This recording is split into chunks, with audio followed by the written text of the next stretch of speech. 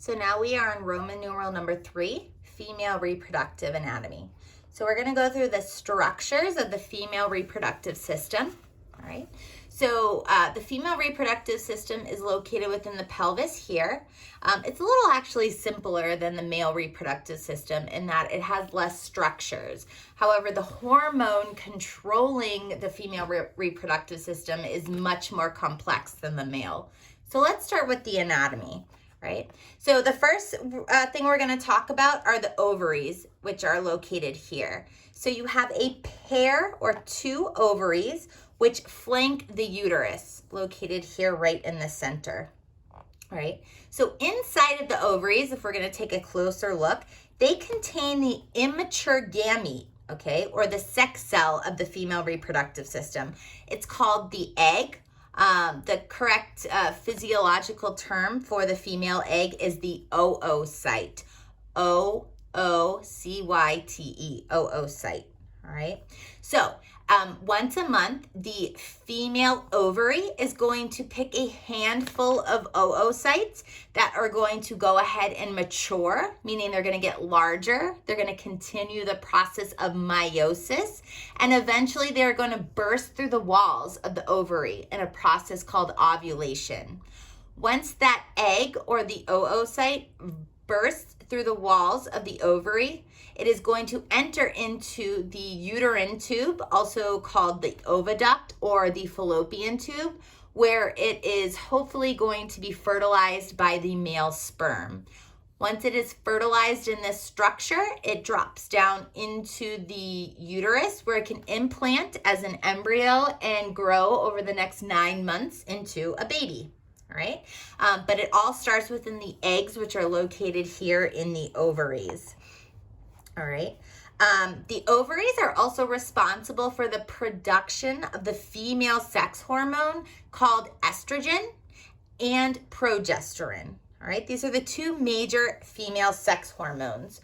So estrogen is released by the growing oocytes, also called ovarian follicles. After ovulation, the ovary is primarily responsible for the production of progesterone. And we'll go into the physiology of the female hormones in the next section. But for right now, I just want you to understand that the ovary is where the female eggs or gametes are located. And this is also where they grow and are released into the fallopian tube for fertilization by the male gamete or the sperm.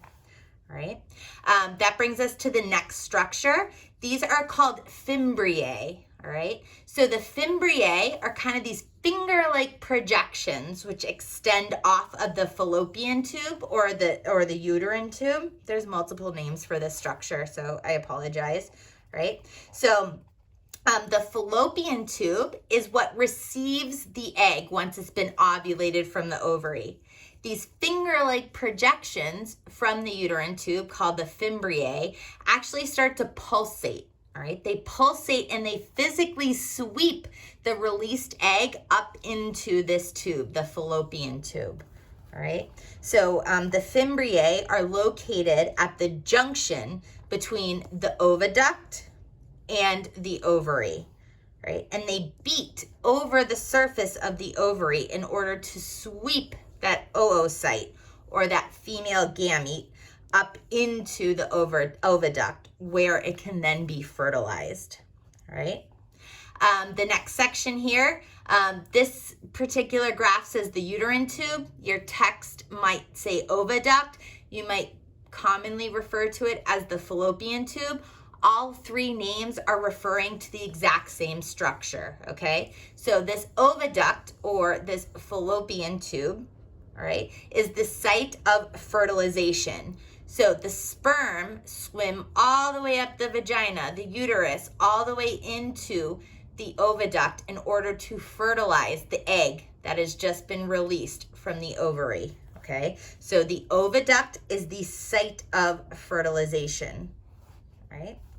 If we continue down, this is also following the trail of an egg from the site of production to the site of implantation. The uterus, okay? So there is only one uterus, it's singular, okay? Even though it is flanked by 2 ovaries, and 2 fallopian tubes. The uterus is this upside down kind of pear-shaped structure that is the site of implantation. So a fertilized egg will literally dig into the tissue of the uterus and start to grow and become, over the 9 months, a baby. A fertilized embryo will develop into a baby, right? So the uterus itself is a hollow, thick-walled organ, right? So the uterus has multiple layers, all right? Inside of this hollow organ is the lumen, right? It's kind of this open space. If we're looking at the walls of the uterus, it has 3 layers, all right? The outermost layer is called the perimetrium, so that's kind of this dark pink here. The middle layer, which is the thickest of them all, is called the myometrium. This is composed of smooth muscle, all right? Myo, muscle. This muscular layer will actually start to contract and relax at the time of menstruation. And it does that in order to, number one, expel a baby that's full term at 9 months. So this uterine contraction is accomplished by this muscle layer in the middle of the uterus, the myometrium. And the myometrium also contracts at the time of menstruation. So any woman that is feeling a menstrual cramp, it's because the myometrium is kind of pulsating, all right?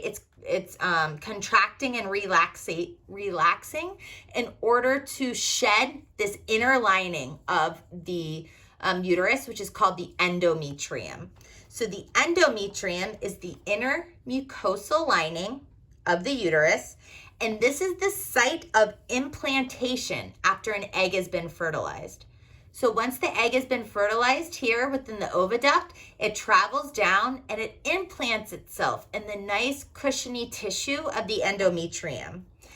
The endometrium is very responsive to hormones, okay? It can actually thicken quite a bit and recede depending on what hormones are present in the female body. So the endometrium is really the active tissue of the uterus. It's responsible for creating a safe haven for the fertilized egg and nourishing it for the next 9 months as that embryo develops into a fetus, right? So the thickness of this uterus lining, or the endometrium specifically, the endometrium will change in thickness depending on what hormones are present. And we'll go into that a little bit more detail in the next section, but just know that's the kind of most responsive layer and the predominant layer we're going to be talking about in this chapter for the uterus. The next structure is the cervix. So the cervix is located here in the most distal end of the uterus, and this is the opening of the uterus, and it's kind of what separates the vagina from the uterus. So the cervix has an opening inside that allows for the sperm to enter into the uterus itself. Depending on where a woman is in her cycle, the cervix can create a very thick mucus-like layer that prevents sperm from entering. Usually you're going to see this around the time of menstruation. There's no reason for any sperm to be in there. Whereas at the time of ovulation, where the egg is being released into the oviduct or the fallopian tube, that's when the mucus layer inside of the cervix is going to be the thinnest, and it's going to really accelerate the movement of sperm through the cervix into the uterus so that it can get to the point of fertilization inside of the fallopian tube.